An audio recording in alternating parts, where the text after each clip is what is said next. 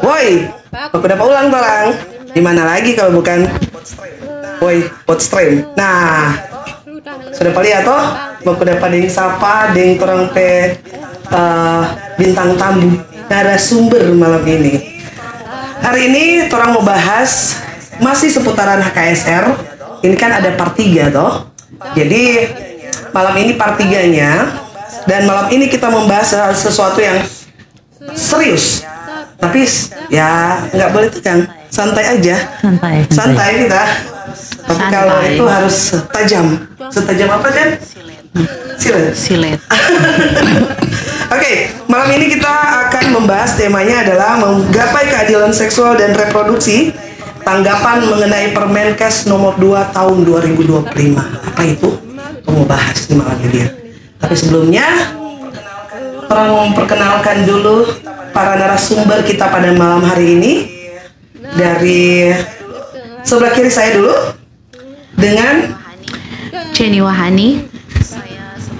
Saya sebagai Ketua HWDI, yaitu Himpunan Wanita Disabilitas Indonesia untuk Sulawesi Utara. Saya disabilitas netra. Ya, Jenny, disabilitas netra. Oke, lanjut. Oke. Sebelah kanan. Ya, terima kasih untuk Woi Podstream, keren banget. Aku Ika dari Samsara. Samsara adalah organisasi feminis yang bergerak di isu pemenuhan keadilan reproduksi di Indonesia. Asalnya. Oh, bukan Manado ini. Oke, ya. Ini berkunjung ya. Berkunjung ke tempat sahabat baik teman-teman Sulawesi Utara. Dari satu tempat lah di Jawa. Iya, dari satu tempat di Jawa. Iya. Oke, lanjut tuh paling kanan. Aku Keke dari komunitas Karya Darah, komunitas LGBT dan Q untuk kawan-kawan lesbian, biseksual, transgender, perempuan. Oke. Ups. Kita atau aku? Santai aja. Santai. Kita aku ya, pakai bahasa Manado juga nggak apa-apa, bahasa Indonesia juga nggak apa-apa.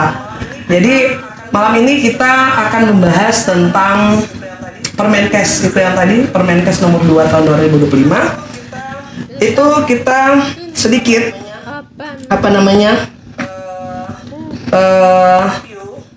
mereview, bukan mereview sih, tapi lebih ke apa sih itu Permenkes nomor 2 tahun 2025 itu. Nah, Permenkes nomor 2 tahun 2025 itu tentang kesehatan reproduksi. Kemarin terlalu resmi, kemudian dipublikasikan pada tanggal 20 Februari 2025. Tapi sayang, sangat-sangat disayangkan poin-poinnya yang dikritisi yang ternyata itu ada bukan sedikit, itu bermasalah terhadap teman-teman. Nah, kita bicara hari ini tentang HKSR, hak kesehatan seksual dan reproduksi, keadilan kesehatan reproduksi dan seksual itu. Kita teman-teman yang ada di sini adalah teman-teman yang punya kita bicara soal teman-teman yang punya gerakan tadi bilang soal feminisme, bicara soal orientasi seksual, dan kemudian bicara soal disabilitas. Nah, kebetulan poin-poin bermasalah ini itu menyangkut dari teman-teman. Jadi pada malam hari ini kita akan sedikit banyak mengulik kenapa itu menjadi masalah begitu ya. Kenapa kemudian ini menjadi masalah ke teman-teman dengan latar belakang komunitas masing-masing. Nah, pertama mungkin kita akan membahas tentang soal pasal yang ada pada Permenkes nomor 2 ini tentang disabilitas. Nah, di sini kan ada yang bicara itu pasal itu bermasalah karena mereka tidak menggunakan kita atau teman-teman untuk dilibatkan dalam proses. Itu juga sangat bermasalah, tapi tiba-tiba sudah ada peraturan Kementerian Kesehatan, dan itu sangat menyangkut teman-teman punya hak, termasuk nih teman-teman disabilitas. Nah, di dalam itu yang bermasalahnya ada pasal 62 ayat 5 yang dianggap tidak cakap mengambil keputusan dan harus menggunakan atau harus ada persetujuan. Menurut Ceni gimana tuh Cen? Untuk komunitas wanita disabilitas. Oke, jadi pertama itu saya mau katakan bahwa aturan apapun yang dikeluarkan oleh siapapun, ya, itu jangan katakan kami, jangan katakan untuk disabilitas kalau itu tidak melibatkan disabilitas itu sendiri secara bermakna. Itu dulu yang pertama. Jadi ketika saya juga sendiri sebagai disabilitas, ketika mendengar itu ada Permenkes ya nomor 2 tahun 2025 yang memang sungguh sangat menyayat hati kami disabilitas, apalagi bilang ada kan di situ juga poin yang ya kalau mau ditarik kesimpulan bahwa teman-teman yang keterbelakangan intelek ataupun teman-teman yang ada gangguan mental itu tidak berhak tidak berhak ketika mengambil keputusan tentang dirinya sendiri. Jadi kita kan di situ berbicara tentang otonomi tubuh, sedangkan dia sendiri yang memiliki atau mempunyai tubuh itu, masa dia tidak berhak?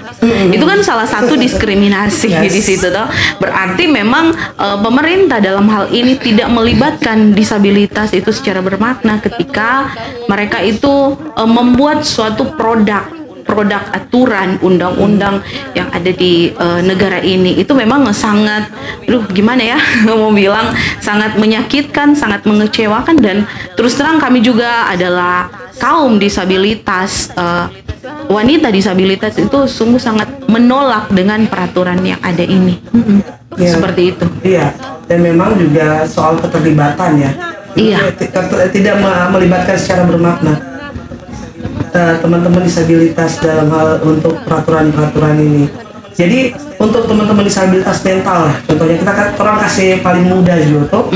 Kalau misalkan dia mengalami kehamilan yang tidak diinginkan, betul. Ketika ada peraturan ini, dia tidak punya hak dan kan itu kan jadi kemudian tidak adil sama sekali. Jadi kalau mau ke tenaga kesehatan ketika dia terjadi kehamilan yang tidak diinginkan, contohnya kehamilan yang tidak diinginkan, terus kemudian dari tenaga kesehatan karena adanya undang-undang ini dari Permenkes ini, terus kemudian mesti pakai surat dari keterangan, terus kemudian orang yang keluarganya ya kan, DP keluarga, jadi dia tidak pakai DP diri sendiri, dia kemudian tidak tidak bisa mengambil keputusan terhadap dirinya sendiri.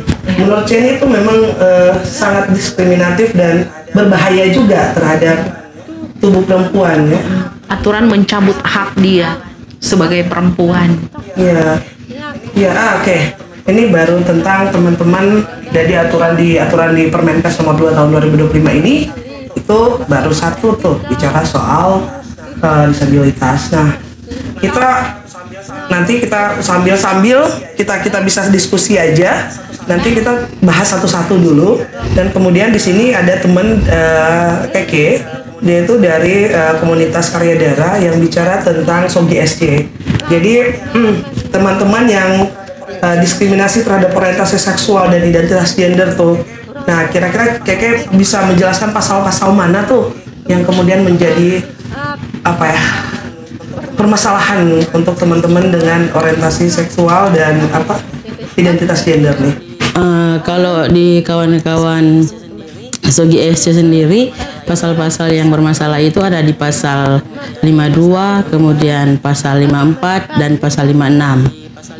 Di pasal 52 itu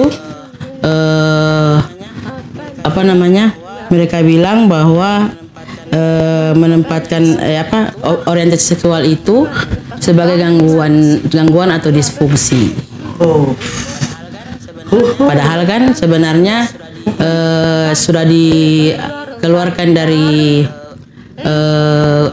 undang-undang bahwa kawan-kawan SOGI SC itu adalah gangguan, bukan sakit jiwa. Iya, dan psikiater juga PPDGJ ya betul, bahwa itu tidak termasuk dalam gangguan kejiwaan. Yes, ya, itu di pasal 52 ya. Sebagai disfungsi atau gangguan. Gitu, gangguan gitu kita bicara soal orientasi seksual kan. Jadi itu 52. Iya. 52. Terus kemudian ada soal pasal 54. Pasal 54, iya. Jadi itu lebih ke apa namanya? Salah kaprah bahwa orientasi seksual itu dianggap sebagai kelainan. Jadi upaya deteksi ini melanggengkan adanya homofobia,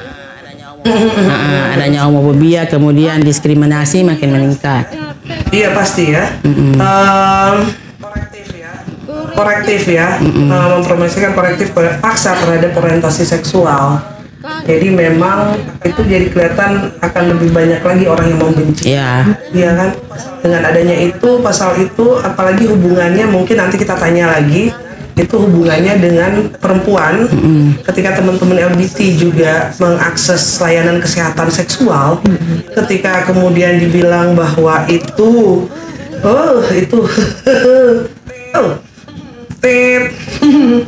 disfungsi atau gangguan kejiwaan atau gangguan mental gitu. Padahal di dalam psikologi mereka itu udah dicabut, tapi ya begitulah ya. Terus ada pasal 56, nanti kita bahas lagi ya, saya sudah panas ini sebenarnya. Pasal 56 itu kalau nggak salah sampai di rehabilitas.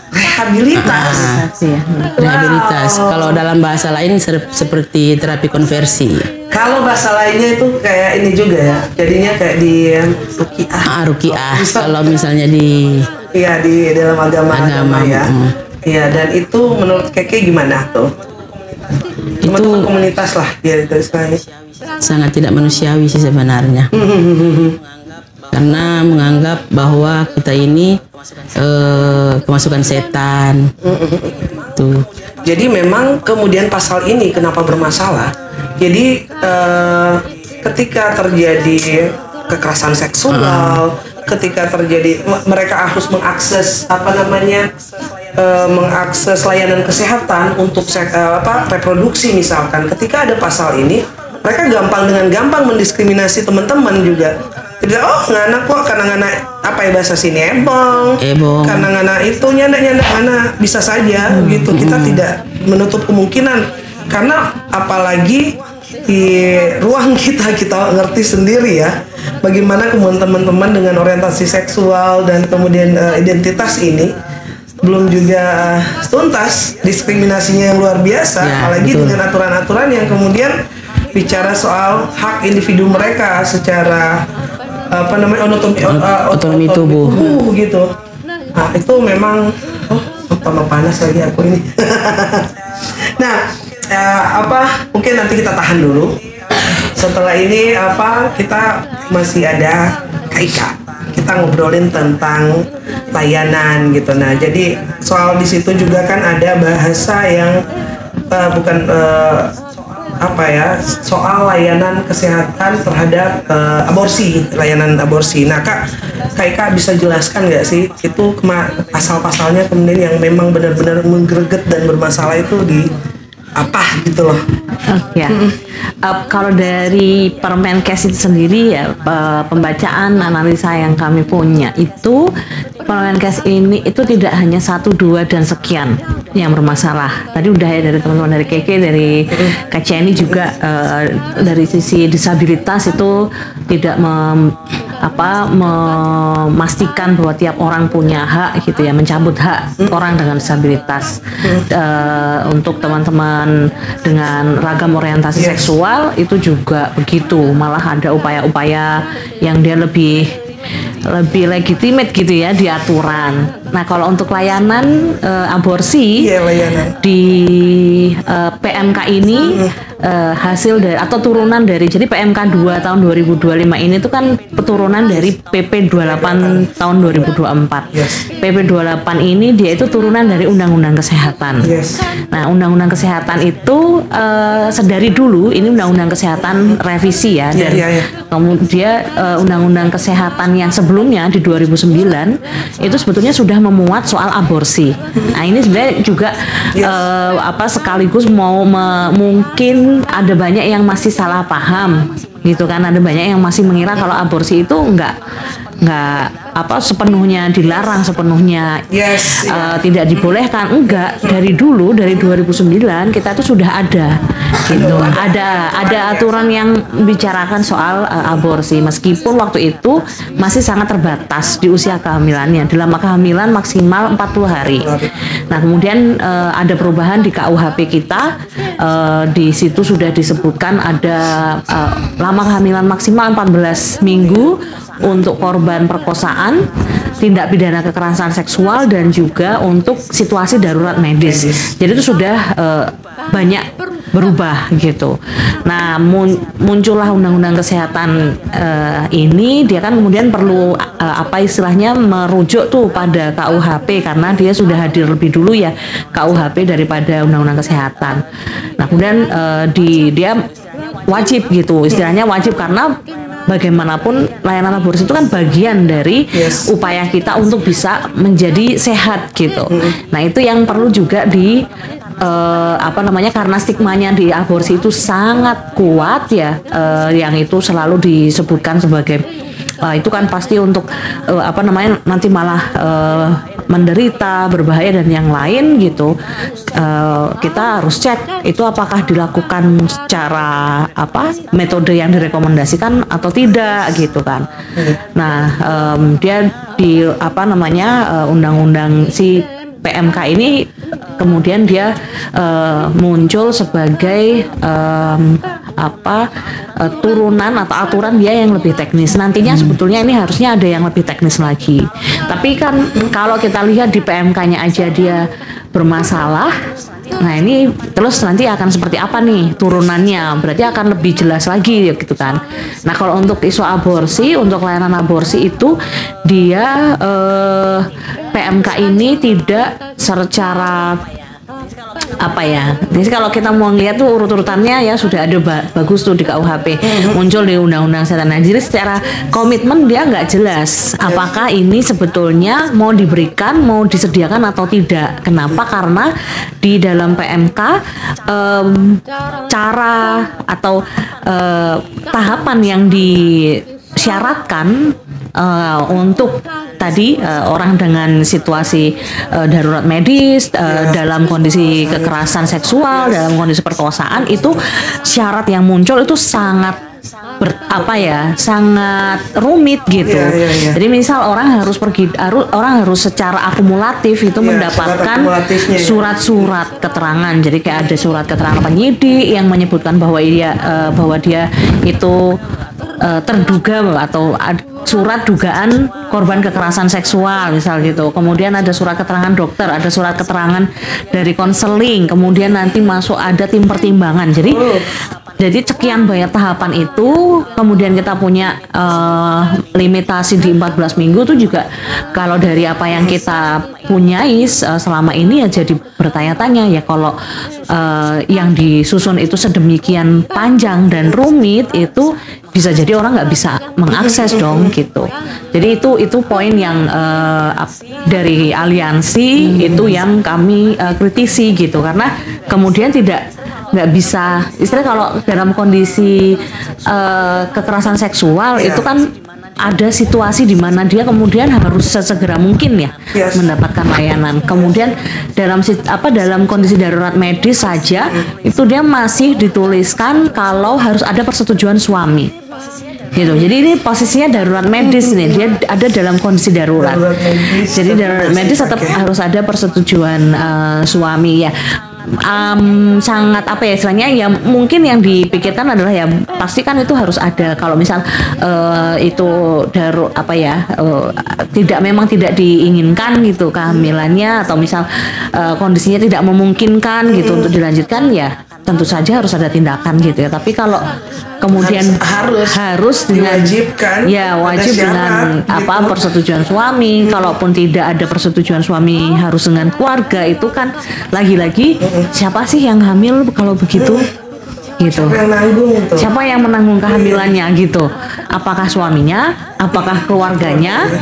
Gitu. Karena ya itu dalam hal soal darurat medis tadi ya, otonomi orang yang mengalami kehamilan betul-betul nggak ada gitu, dihilangkan dalam PMK ini.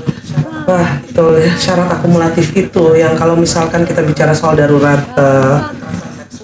kekerasan seksual, terus kemudian kita bicara tentang dia harus juga karena bermasalah dengan medis, dan persyaratan disebutkan oleh Ika tadi itu harus dipenuhi. Apa kabar korbannya ya? Apa kabar perempuannya? Ketika harus tiba-tiba contoh terhadap kasus pemerkosaan, dan kemudian dia harus ke polisi, dia harus ini berapa lama gitu loh, kita harus istilahnya mau tunggu surat ini mau berapa lama, tapi tidak melihat perspektif korbannya begitu kan? Jadi kayak aduh, ini memang benar-benar sangat tidak berperspektif korban, dan ini menghilangkan kita sebagai perempuan juga. Dan ini kita bicara soal aborsi, kita bicara bukan cuma ya seperti pada umumnya, ini di undang-undang juga sudah ada bahwa kita kalau di dalam darurat kesehatan perempuan itu bisa dilakukan, termasuk pemerkosaan dan kekerasan seksual itu ada. Jadi kita bicara ini soal akses, soal syarat, soal yang kemudian tidak berperspektif korban atau perempuannya atau yang mengalaminya gitu loh. Dan apalagi Kak kalau kita bicara soal kepulauan ya, aku kepikiran gitu teman-teman, kalau misalkan perempuan yang kemudian akses rumah sakit, akses kesehatannya mereka harus pakai, terus tiba-tiba rumah sakitnya di mana, kantor polisinya di mana, mereka harus pakai perahu, belum tentu juga perahunya ada. Itu kayak memang harus nunggu lagi ke sana, pergi lagi minta tanda tangan, konseling, minta ini, minta itu. Terlalu panjang regulasinya gitu kan. Sangat ribet ya kan. Jadi itu memang benar-benar sangat tidak adil ini. Ya, dan mungkin juga aku jadi terpikir, maksudnya kalau untuk dari disabilitas ya Kak Jenny kayaknya itu jadi sangat tidak ramah gitu nggak sih Kak Jenny? Maksudnya kayak dengan tahapan yang kayak gitu kan? Iya. Betul. Karena masalahnya gini Kak, disabilitas itu kan dua kerentanan ya, seperti kita itu udah perempuan dan juga udah disabilitas. Jadi apalagi yang dikatakan di situ kan teman-teman yang keterbelakangan intelek. Itu kan dia itu tergantung banget sama orang lain gitu kan. Jadi pemerintah mengeluarkan peraturan-peraturan juga tidak melihat bahwa disabilitas itu ada tingkat-tingkatnya seperti itu kan.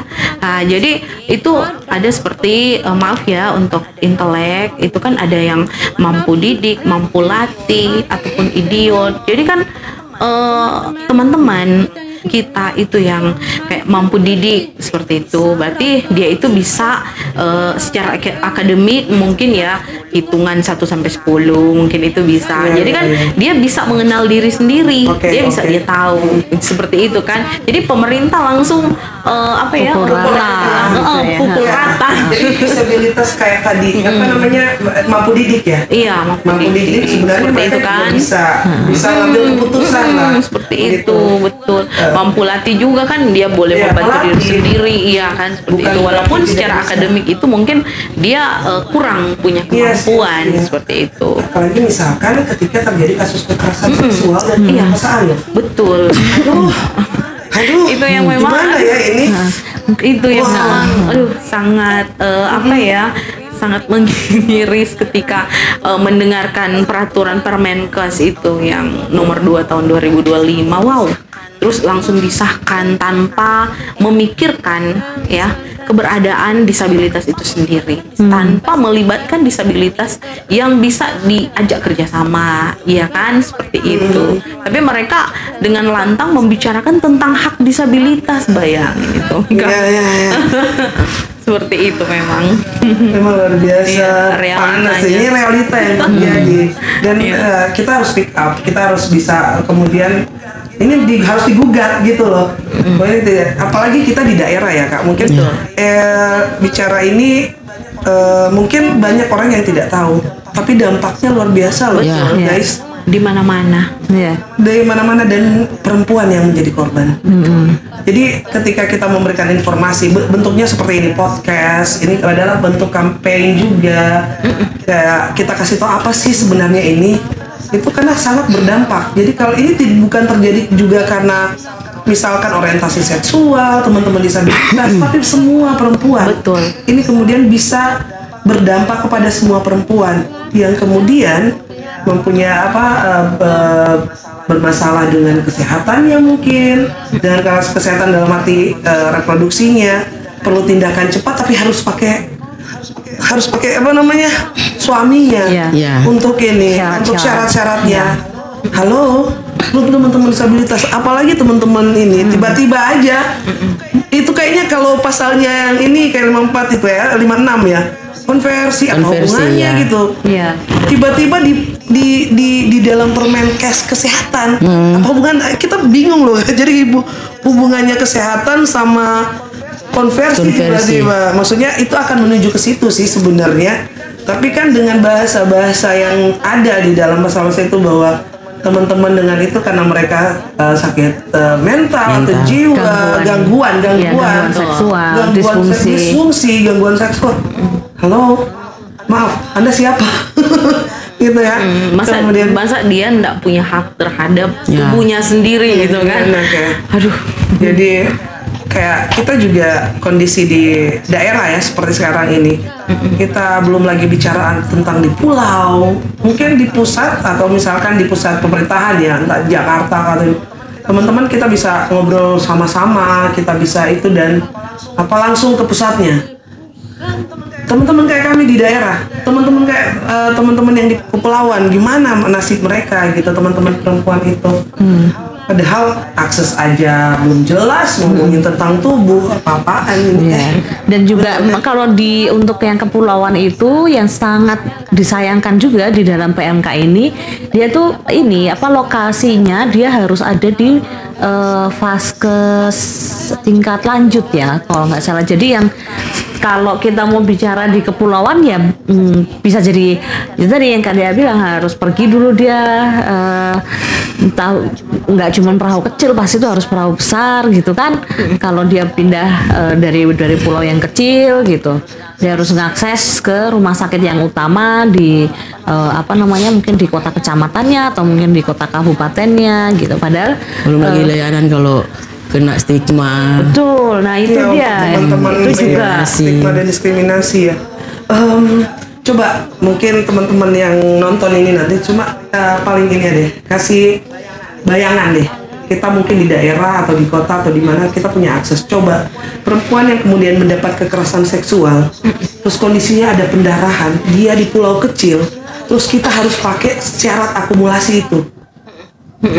Ini bicara nyawa, kita bicara soal nyawa. Terus kemudian kalau kita kalian tiba-tiba bikin peraturan lah yang kemudian harus mewajibkan itu, ya gila aja. Kalian tidak memperdulikan nyawa kalau begitu gitu, teman-teman.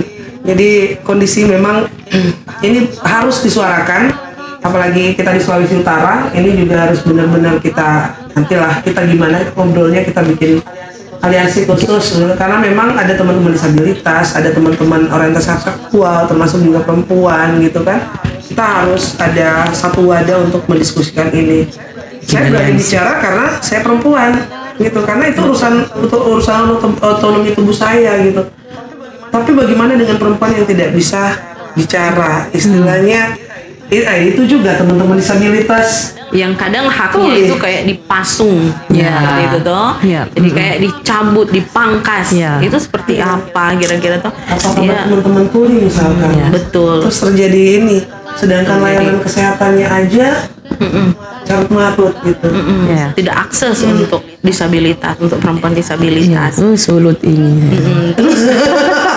Gimana? Sulut ini sulit. Sulit, gitu. ya. Iya, ngomongin tentang jalan aja masih belum bisa buat teman-teman netra contohnya.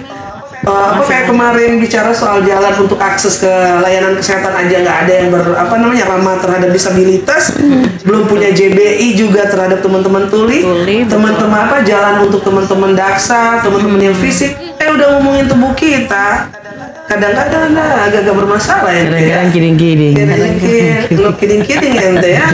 Ya gitu, jadi kayak, come on, ini, aduh, saya sudah kayak kita lagi ya, plus 62 ya kita ya. Apalagi kalau misalkan di ini, oke. Teman-teman kalau misalkan di komunitas tuh kayak gimana kalau misalkan ini memang sudah ada?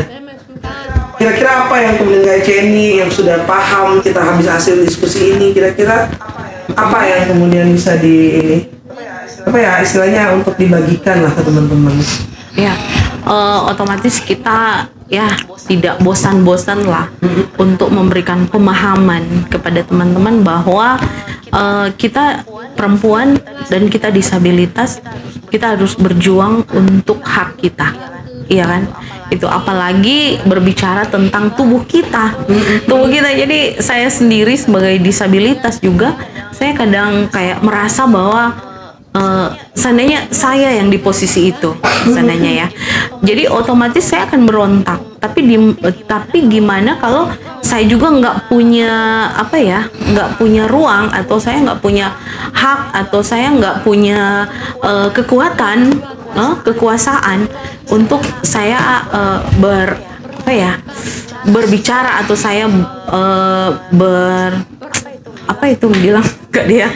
Karena ini terlalu jadi susah juga Marahin ya. susah juga untuk mendefinisikan, karena maksudnya gini, pada dasarnya kita berpikir kok kita udah disabilitas ya, terus pemerintah yang kita anggap itu pelindung kita, kok masih buat peraturan yang seenaknya gitu kan. Mungkin karena ada bisikan-bisikan dari orang-orang yang suka mendiskriminasi disabilitas, jadi udahlah bikin aja peraturan seperti itu, pasti mereka disabilitas, mereka akan ikut, mereka akan iya. Tidak bisa seperti itu kan, karena kita manusia juga yang punya hak, punya hak untuk menolak, seperti itu. Iya. Sampai kayak melibatkan teman-teman gitu secara bermakna. Apa kebutuhannya? Kalau misalkan dengan adanya seperti ini, misalkan mereka diskusikan dengan teman-teman gitu kan, seperti itu ya Jenny maksudkan. Iya, betul. Karena begini, siapapun itu yang ada di luar ruang lingkup disabilitas, dia itu harus tahu bahwa ragam disabilitas itu seperti apa, ya. Kebutuhan disabilitas itu seperti apa gitu. Jadi jangan cuman bicara kasihan disabilitas, nantilah kita kumpul, nanti kita kasih sembako, nanti kita kasih bantuan-bantuan yang lain ya berupa materi. Tidak seperti itu sebenarnya. Tapi yang lebih dari itu layanan spiritual ya untuk disabilitas itu sangat penting ya, tentang juga penguatan mental, iya kan? Karena gimana ya, orang-orang non disabilitas, coba Anda berpikir sejenak, bagaimana orang yang disabilitas terus dibiarkan oleh keluarga, ataupun mungkin keluarga itu tidak mengakui, terus kemudian harus kasih persyaratan, harus kasih persyaratan. Dan saya memang pernah juga saya menemui sih seperti itu, disabilitas yang dikurung, yang kalau mau kayak dipasung, padahal itu dalam rumah. Dan katanya orang tuanya bilang, udahlah dia nggak usah kemana-mana, nggak usah keluar. Coba saya di posisi itu, wow, mungkin ini kalau rumah itu yang bisa saya. Tapi kalau kayak ini ya, aku ini jadi terus langsung terpikir, yang boleh itu kan dalam PMK yang ini lebih jelas lagi, itu kan dalam situasi darurat medis, kekerasan seksual, kemudian perkosaan. Iya. Gitu. Nah, kita tahu mungkin Kak Cia ini juga punya banyak pengalaman, sulit sekali bahkan untuk istilahnya membuktikan gitu kan, sesuai dengan kebutuhan pembuktian bahwa orang dengan disabilitas ini mengalami kekerasan. Iya. Kan jadi tambah satu Betul. hambatan lagi kan, kalau Betul. kalau kita aja nggak bisa ngomong bisa membuktikan bahwa ini korban, gimana kita mau akses, Nggak padahal ada mungkin saksi. betul. Iya kan? Terus nanti juga Dia nggak bisa ngomong. iya aku teringat banget jadi oh iya ya, ini jadi layernya, lapisnya memang jadi sangat banyak gitu untuk teman-teman Kasihan disabilitas juga. gitu. Betul. Ada juga memang Kak seperti itu sampai dia jadi ODGJ. Ya, iya. Jadi karena awalnya dari situ, Ya. ketika dia itu terkungkung terkungkung dengan ketidaktampilan, maksudnya lingkungan sekitar, udahlah dia di dalam aja, dia dikurung kan, otomatis kan orang-orang dekat ataupun orang-orang yang kenal dia bisa berbuat kayak kekerasan. Iya, tapi dan itu juga ada kan dibilang di situ tadi bilang sesuai persetujuan dari suami. Gimana kalau dia juga nggak punya suami? Betul. Kalau Karena korban ini hasil kayaknya kekerasan. kalau korban itu dia bisa nggak syaratnya itu tidak dengan persetujuan suami kalau dia korban. Kalau darurat medis baru itu suami ya, persetujuan suami atau keluarga. Cuman misalnya situasinya situasinya itu dia itu tadi dalam situasi gini stigmanya orang dengan disabilitas itu kan dia tidak punya hasrat seksual, ya gitu kan Kak. Iya. Jadi kayak masa sih nggak ada masa sih ada yang mau gitu loh. Nganalis sebegitu. Iya. Kan ada Itu kayak yang nganalis sebegitu ngana ini. Jadi seolah-olah masyarakat umum itu menyalahkan dia, Betul, menyalahkan betul. korban, kasihan Iya. juga kan dia jadi korban, terus disalahkan, Nah, iya. kayak gitu kan. Nanti kemudian Siapa yang membela? regulasinya luar biasa. betul. seperti Terus itu. setelah dia ada dalam kondisi KTD, dia nggak bisa juga memutuskan Kasihan. ini akan mau lanjut atau misal mau akses aborsi Akses gitu. aborsi. Harus Iya, ini betul. dulu, harus siapa dulu nih yang kemudian nanti harus bikin keputusannya. Iya, Keluarganya bisa gimana nih keluarga. Jadi keluarganya gitu yang akan ditanya, bukan orang yang mengalami itu gitu loh Iya. Kak. Terus keluarganya juga tidak menginginkan kehadiran dia toh Iya. di dalam keluarga itu, ya paling kan keluarga langsung ya mana-mana. Mana-mana atau malah Itu, kayak ya, ya udah biar nggak Jo. usah ini aja. Ya biar Jo. Biar aja. Ya, apalagi yang pelaku itu datang toh, oh nanti mau kasih uang atau apa sudah. Nah. Oh iya biar Jo seperti itu kan, karena tidak dianggap kehadiran disabilitas Dia sendiri itu. betul. Ya aku jadi tadi kayak iya ya, kalau kemudian dia disabilitas, dia korban tapi kemudian harus punya surat ya kan Kak? Dia dugaan. Iya, betul. Dan kadang ada juga ketika orang-orang di sekitar mereka itu kan kadang kayak mengadvokasi, ingin membuat pendampingan terhadap dia. Nanti kan keluarga bilang, sudah jangan masuk campur terhadap Iya. urusan. Iya. Karena mungkin sudah ada main belakang tuh dengan si pelaku atau apa seperti itu. Jadi itu memang hal-hal yang sangat krusial. Tapi kasihannya ketika- nanti si korban akan terjadi lagi. Iya, Kali betul. berikut. Iya. Dan itu Akan ada lagi dampak. kejadian-kejadian. Iya. Kalau misalnya tidak langsung dekat. Iya, iya. Betul. Jadi itu memang PR yang sangat. Saya jadi Iya, jadi saya jadi kayak oh iya ini jadi makin kompleks lagi gitu. Betul, ketika kita membahas ini memang sangat melebar, karena selama ini kan banyak mungkin teman-teman non disabilitas melihat itu, sudahlah disabilitas kan sekarang bisa sekolah, bisa berorganisasi. Tapi gimana kita pikirkan teman-teman disabilitas, kasihan yang tidak bisa Tidak ada akses itu aja ya, atas kependidikan Tidak ada gitu ya. akses. Iya. Seperti itu maksudnya. teman-teman kayak Puli di sini, mereka sendiri yang bilang bahwa dari 100 60% tidak bisa membaca. Seperti itu. Bayangin itu. Syarat tanda tangan, misalkan syarat akumulasi itu, Iya. mereka mau bacanya gimana? Betul. Itu loh. Betul. Jadi itu teman-teman netra juga yang kadang ya mungkin kita bisa lihat oh sudah boleh pakai Android dengan aplikasi bicara gitu. Tapi gimana dengan teman-teman kita yang ada di rumah sekarang ini yang tidak ada akses untuk itu? Iya. Dan juga memahami itu kekerasan loh. Yang kamu alami itu kekerasan loh. Itu kan itu buat teman-teman ya apa namanya dari banyak pengalaman selama ini gitu kan.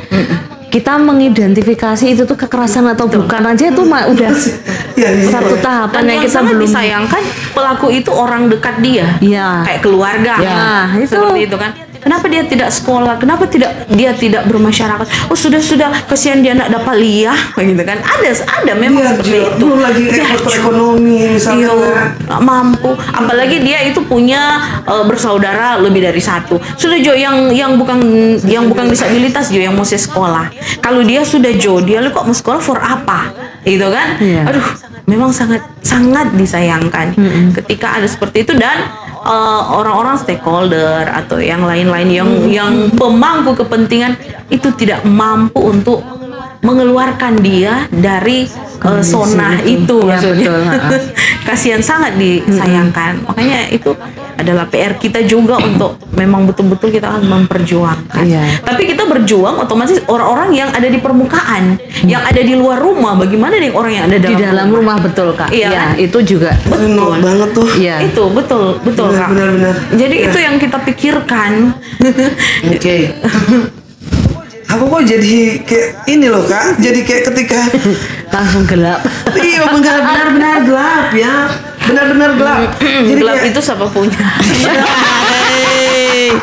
Kak Ceni punya. Udah gelap DP layer banyak sekali kan gelap-gelap. Gelap lain negara nih ya. Memang jadi tiba-tiba nih teman-teman kayak teman-teman di orientasi seksual gitu tuh harus tiba-tiba teridentifikasi menurut pandangan karena ada peraturan kayak gini kita bisa-bisa aja karena ketidaksukaan kita berasumsi ya bisa-bisa aja karena Depalia kok dia gila-gila atau Depalia kok dia ini boleh dia ada Depalia dia ini kayaknya sudah harus dengan segala macam itu siapa suruh nggak jadi begitu ya stigma diskriminasi juga kan terhadap teman-teman itu tiba-tiba harus didoakan tumpang tangan gitu kan Kak nanti dianggap dia itu kesetanan. Iya. Mungkin ya itu sebentar kita nanti bahas di segmen 2. Minum dulu kita. Tadi yang memanas nih pembahasannya ntar tambah memanas lagi kita ya jadi ya oke. Tadi sampai di Kak Jenny tadi kita bicara soal teman-teman dari sudut pandang teman-teman disabilitas itu aja udah nyesek so bikin sakit dada.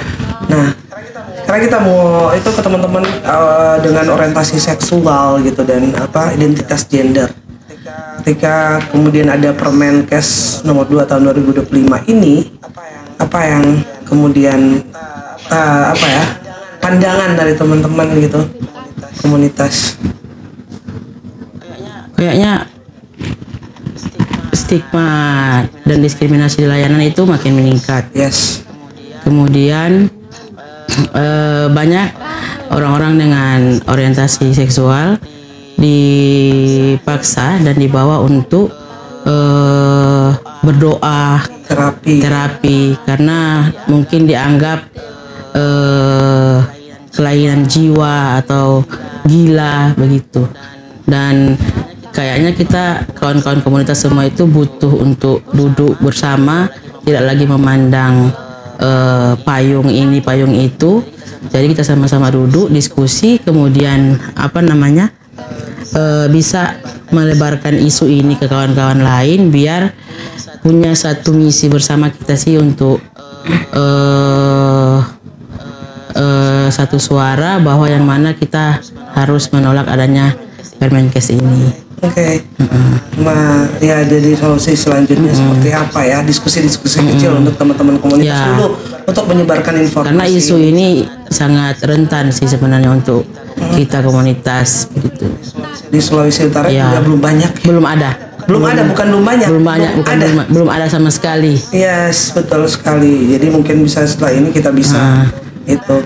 Nah, kita bicara soal itu, soal teman-teman mungkin di daerah ya. Terus kemudian kita mungkin bisa tanya ke Ika. Kemarin itu ada press release-nya teman-teman di sana. Jadi mungkin apa tanggapan kira-kira ketika itu udah ada press release-nya, apakah pemerintah sudah ada responnya gimana gitu loh. Ya. Kalau dari dari aliansi, jadi karena kita semua ini kan ada di aliansi masyarakat sipil untuk layanan kesehatan adil dan inklusi. Dari press conference kemarin sampai hari ini aja itu belum ada sebetulnya yang kemudian memberikan respon, karena kan biasanya kalau misalnya mungkin teman-teman ingat di pembahasan sebelumnya yang di PP 28 itu kan ada satu isu yang sangat kontroversial waktu itu. Nah, jadi ketika itu muncul gitu kan, PP-nya muncul, kita juga sebetulnya mengirimkan tanggapan. Tapi ya waktu itu karena ada isu yang yang kemudian dibahas gitu di masyarakat, jadi muncullah tanggapan dari pihak Kemenkes gitu. Kalau yang ini dengan penolakan yang kita punya, yang udah kita munculkan juga, kita wacanakan, itu belum ada sebetulnya responnya. Nah, kayaknya itu aku sepakat ya yang Kak Keke bilang tadi, atau juga Kak Cemi tadi ya, ya ini memang harus semakin banyak orang yang kita kasih dengar ya, kita harus ajak semakin banyak orang untuk membahas ini, karena kerentanannya itu langsung gitu, sehingga kalau kemudian kita tahu ada PMK yang seperti ini, kita tahu kerentanannya nanti akan seperti apa, kita jadi bisa kemudian menyatukan visi misinya kita gitu, bareng-bareng gitu, apa kemudian yang bisa kita lakukan gitu. Karena ya itu tadi, sampai hari ini belum ada tanggapan gitu kan, meskipun penolakannya udah banyak gitu ya, penolakan gitu, dan udah dari apa yang kita istilahnya kita suarakan itu udah terlihat bahwa ini PMK-nya tuh bermasalah loh. Dari banyak kalau di aliansi kan kita punya 3 isu utama yang di disabilitas, aborsi, kemudian ragam orientasi seksual itu. Nah, itu belum ada tanggapan gitu, padahal istilahnya dari pembacaan kita aja sudah jelas gitu apa saja yang itu bermasalah, dan itu harusnya nggak bisa dilanjutkan kalau pemerintah itu komitmennya adalah menyelenggarakan layanan kesehatan yang baik dan tidak diskriminatif gitu. Atau karena memang isu yang kemudian diangkat dari 3 komunitas ini mereka pikir ya nggak seperti isu-isu lainnya gitu ya, yang harus ada turun lapangan atau demo besar-besaran gitu-gitu.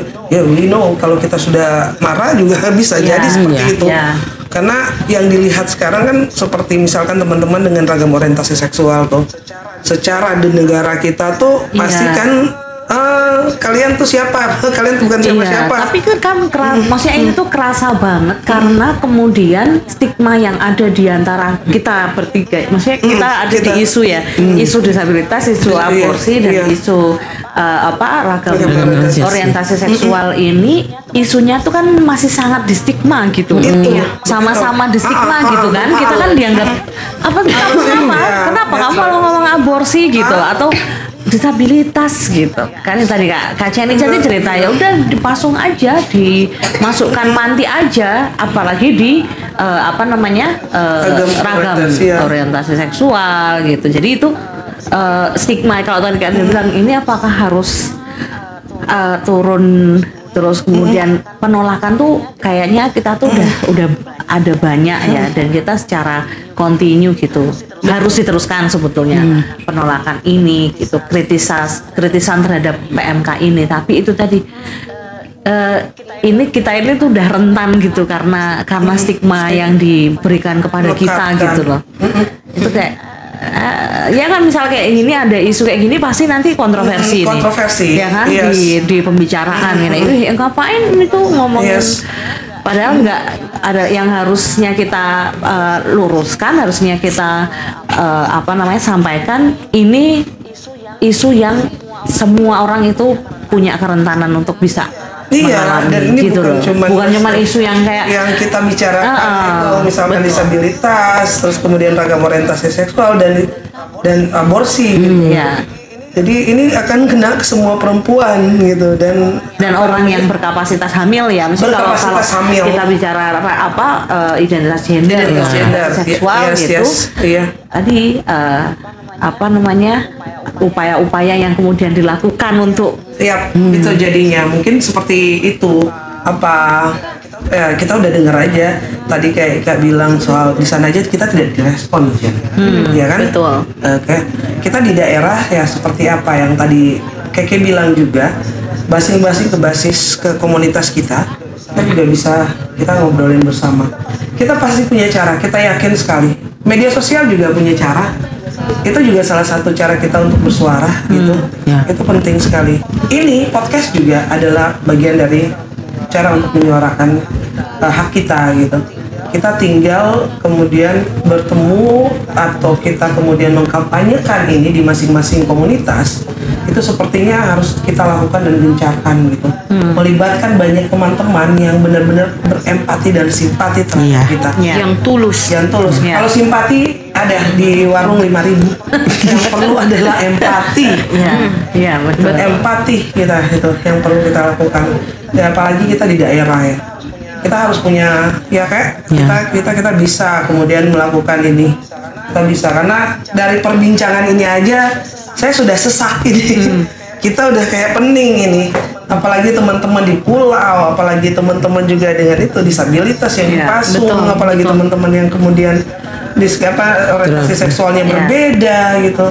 Kasusnya tetap sama gitu kan. Kalau misal aku tadi juga kayak di pulau gitu kan, yang kita bayangkan itu sebetulnya kita ini kan mendorong agar layanan yang saat ini mungkin kita sudah punya, tetapi bisa jadi itu belum inklusi, bisa jadi itu belum mengakomodir kebutuhan yang spesifik dibutuhkan oleh korban kekerasan seksual, korban perkosaan, misal contohnya aborsi gitu kan. Kan kita dorong itu, tapi ketika kita dorong yang dimunculkan itu malah hal-hal yang itu membuat apa yang mau kita inginkan itu hadir jadi jauh sekali gitu. Nah itu sebetulnya pertanyaan besarnya gitu kan. Ini kan kita mendorong sesuai dengan kebutuhan dan jelas itu basisnya hak ya kan. Kita bisa bilang karena ya itu kan hak kita dilayani dalam pelayanan kesehatan secara inklusif, dimanusiakan secara utuh gitu kan. Tidak dianggap sebagai orang yang nggak bisa atau tidak cakap seperti PMK ini menulis kan orang yang tidak cakap gitu. Itu ya nanti keputusannya diwakilkan gitu. Itu tuh kita pada prosesnya, maksudnya ini sedikit menyinggung soal proses, apakah kemudian kita diem-diem aja pada saat si PMK ini mulai direncanakan atau di drafting? Enggak, kan ada upaya-upaya yang sudah dibuka ya waktu itu diskusi publik gitu-gitu. Tapi kita memberikan rekomendasi, kenapa? Karena banyak loh yang kemudian cerita ke kita gitu kan. Banyak loh yang selama ini jadi kita tahu kasus-kasus di lapangan, kita bawa kan ke pemerintah gitu. Kita masukkan tuh ke ke pembahasan PMK, tapi yang kita dapati sekarang malah berkebalikan gitu loh. Bukan ini yang kita mau gitu loh.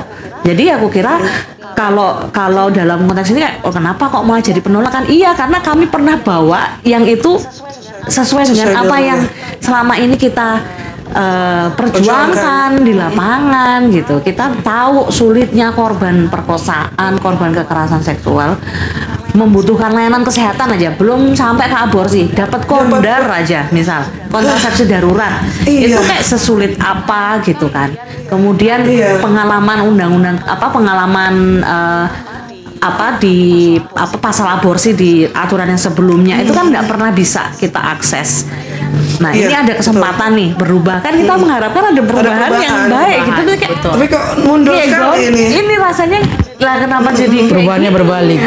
Perubahannya ini mah bukan berubah jadi lebih baik, bukan kemajuan tapi kemunduran. Betul. Jadi kayak kenapa jadi behind mundur gitu. kayak aku lagi berpikir skema yang dilakukan oleh negara ini yang kemudian betapa mereka lakukan sangat kejam terhadap teman-teman komunitas Ya.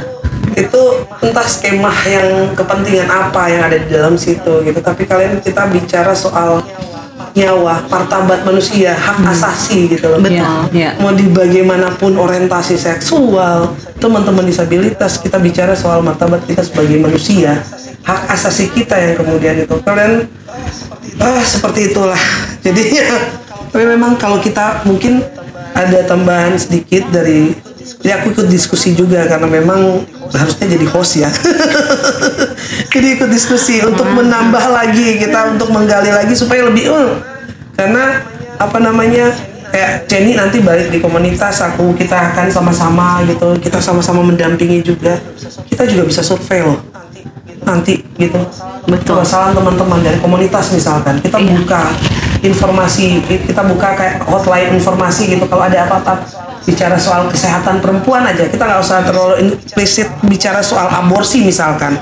Masalah perempuan ketika kalian ada ini apa, permasalahan layanan kah, tenaga medisnya kah, atau apa, mungkin kita bisa ambil itu aja ya, kayak experience teman-teman ketika di lapangan dan mengakses layanan kesehatan khusus untuk perempuan ya. Mungkin juga teman-teman dari LBT juga kita bisa ngajak untuk kayak bikin assessment ya. Like that, karena memang kita nggak tunggu beberapa, kalau contoh kasus di Sulawesi Utara ini untuk menunggu kasus atau menunggu isu, terus melibatkan teman-teman yang lain kayaknya, atau itu kalian merasa bahwa ini tidak adil, ayo. Ya, dan juga jangan, aku kira ini kan konteksnya kan keadilan. Iya, kita bicara keadilan, kita bicara soal keadilan reproduksi, yang mana itu semua orang itu punya haknya. Semua orang itu punya, ya jelas punya hak kesehatan seksual, jelas punya hak kesehatan reproduksi. Tetapi kan banyak hal itu kemudian tidak bisa diakses, itu kenapa kemudian kita memperjuangkannya dengan perjuangan keadilan reproduksi, karena ini harus diberikan secara adil. Nah, tetapi juga tadi yang aku merespon yang Kak bilang, apakah ini dianggap sebagai bukan isu yang penting dan segala macam. Jangan sampai nunggu kasus, jangan sampai ada istilahnya no viral no justice, itu betul-betul sebetulnya kritik besar gitu kan ke penanganan, ke pemenuhan hak kita gitu kan. No viral no justice, gimana masa kita harus nunggu kasus, padahal dalam konteks pemenuhan hak asasi, dalam konteks pemenuhan hak kesehatan seksual dan reproduksi itu bagian dari hak asasi ya. Dalam konteks pemenuhan hak, satu orang tidak tertangani, satu orang tidak terlayani, itu gagal berarti kita. Gitu kan? Betul. Tapi kalau kita terus nunggu kasus, harus booming dulu, harus viral dulu, itu sama aja kan, berarti kita membiarkan lebih banyak orang itu menderita, lebih banyak orang itu kesakitan gitu. Betul. Padahal kita itu harus berjaga-jaga. Betul. Kita mencegah. Nah, itu loh, itu Kak. Jadi nanti kita tunggu kasus baru kita mengobati. Ya, terus baru kita kayak ternyata ini ya. Gitu kan. Betul. Sebenarnya itu kita sebelum ada kasus, kita itu sebenarnya sudah mencegah lebih dulu. Nah, itu tadi yang ngomongin soal proses ada ruang, ada peluang untuk bisa mengubah apa yang sudah kita punya dulu gitu kan, turunan PP, turunan PMK, ada ruangnya nih di undang-undang yang baru. Ruangnya kita pakai, kita dorong dengan banyak pengalaman yang sudah kita punya gitu kan. Tapi ya itu tadi, terus kemudian yang diasumsikan itu tadi, ini mau membebaskan dan segala macam, ini kita tuh nggak pernah punya, nggak pernah tahu itu si layanan itu tuh bisa diakses di mana. Kita nggak pernah tahu apakah teman-teman disabilitas itu betul-betul bisa mengakses layanan kesehatan yang adil gitu, apakah iya gitu. Itu yang sering jadi pertanyaan ya sebetulnya, yang juga menurutku itu penting untuk kita pertanyakan juga. Betul. Dan memang untuk karena ini memang obrolan yang sangat panas dan sangat ganas ini sebenarnya. Jadi saya juga sampai gimana ya, saya terpicu ketika juga masalah data, ya kan?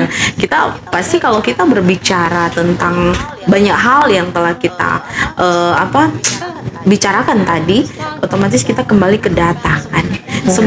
Dan yang setahu saya ya, yang juga saya merasakan itu gitu, ketika kita mencari data tentang disabilitas ini ya, maaf khususnya ini disabilitas, itu juga sangat sulit ketika kita, padahal kan dibilang pemerintah itu kerjasama dengan disabilitas dengan juga teman-teman komunitas yang lain seperti itu.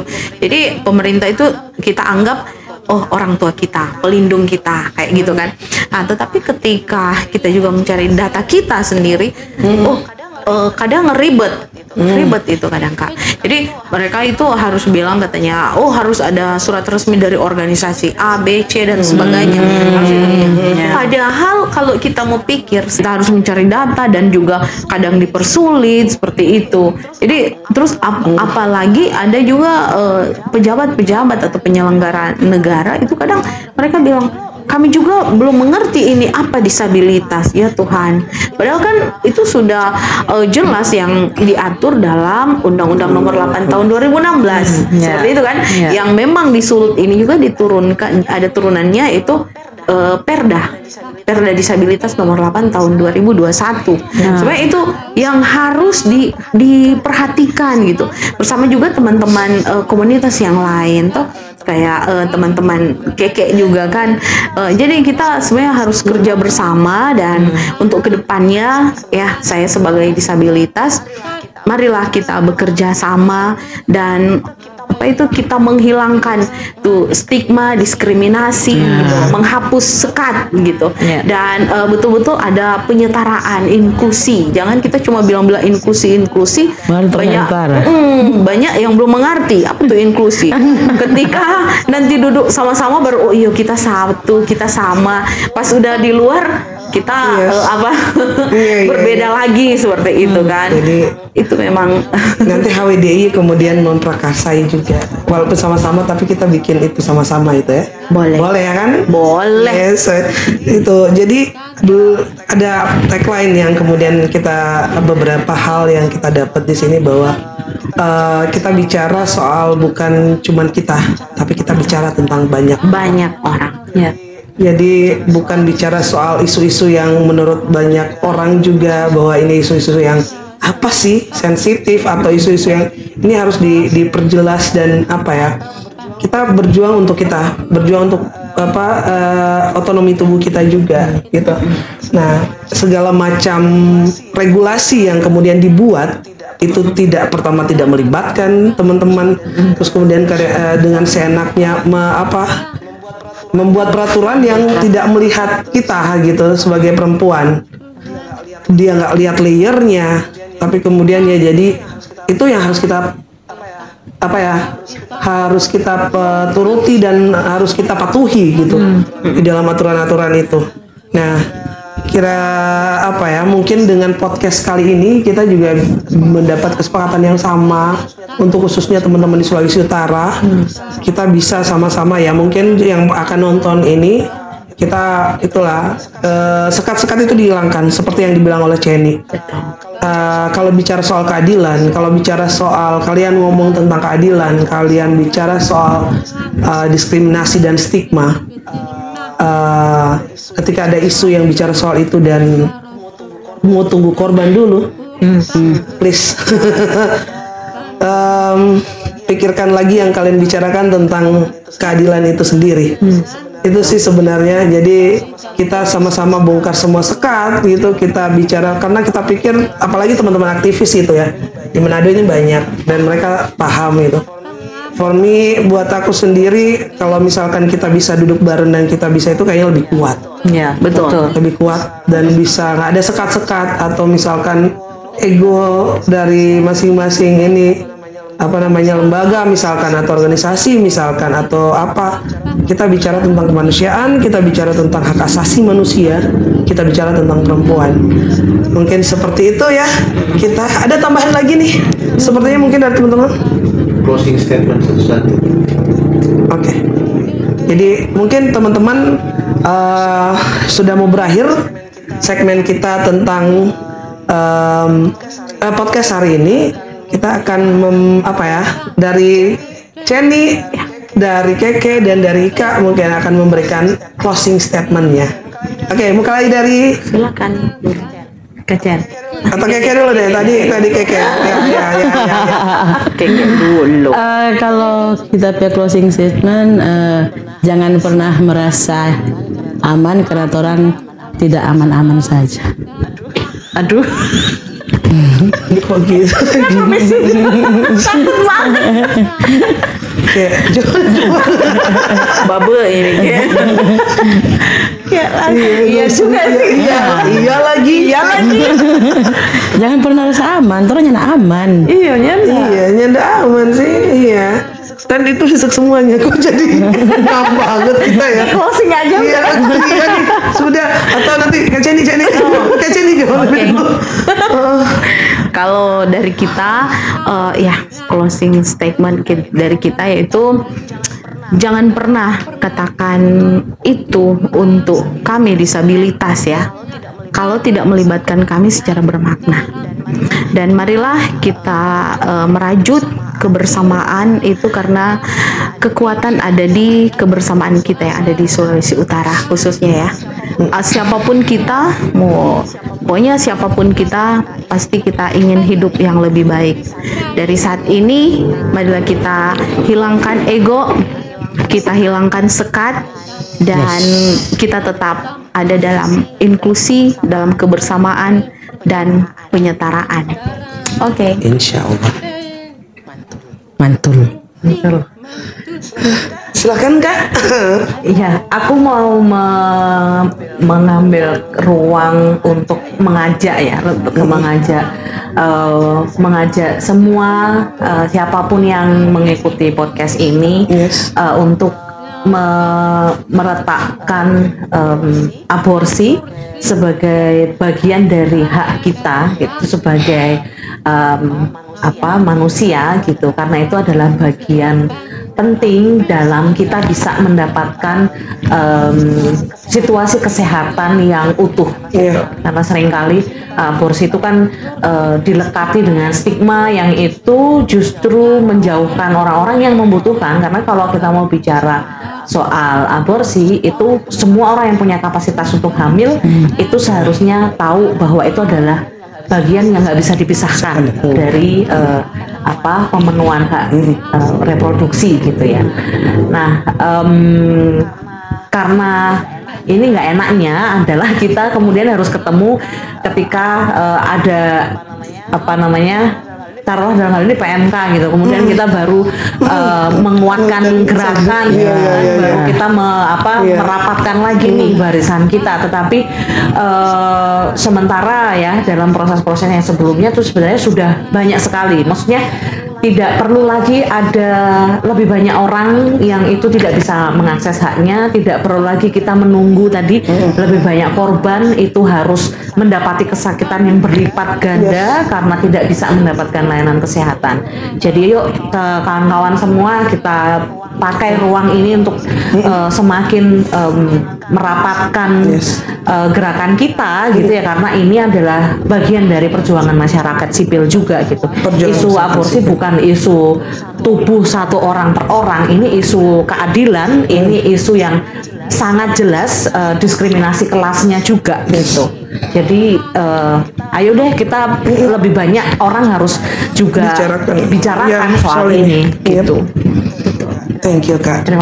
Cuman bilang bahwa di podcast kita juga akan banyak membicarakan tentang ini dan mengkampanyekan tentang ini. Teman-teman yang mau bicara, teman-teman yang mau sepakat atau tidak sepakat, kita bicara di sini, kita bicara di podcast. Betul. Untuk diskusinya berbeda mungkin ya. Tapi ini direkam, tapi mungkin itu menjadi pembelajaran dan bisa jadi kampanye juga, bagian dari kampanye. Dan mungkin setelah ini sih bisa mendatangkan orang yang tidak sepakat misalkan. Ingin melihat dari sudut pandang mereka apa. Nggak perlu dulu tunggu pemerintah ya. Tapi kita kemudian bicara soal, apalagi bicara soal aborsi. Apalagi teman-teman dengan orientasi seksual yang berbeda gitu. Tapi kita ada podcast ini juga thanks to you. Terima kasih. Nanti kita juga akan, teman-teman yang mau ngobrol, teman-teman mau itu, kita nanti di komen aja ya. Oke, semakin malam semakin panas ya. Semakin panas, semakin ganas. Semakin gelap. Semakin gelap. Semakin gelap. Oke, terima kasih teman-teman. Terima kasih Ika. Selamat datang di Manado. Selamat menerima di Manado. Terima kasih Penny datang jauh-jauh. Terima kasih. Dari Tomohon. Dari Tomohon. Sama Jo. Ya. Nggak ada Pak. Oh ya. Ya oke. Siapa punya? Oke, guys, thank you so much dan dadah.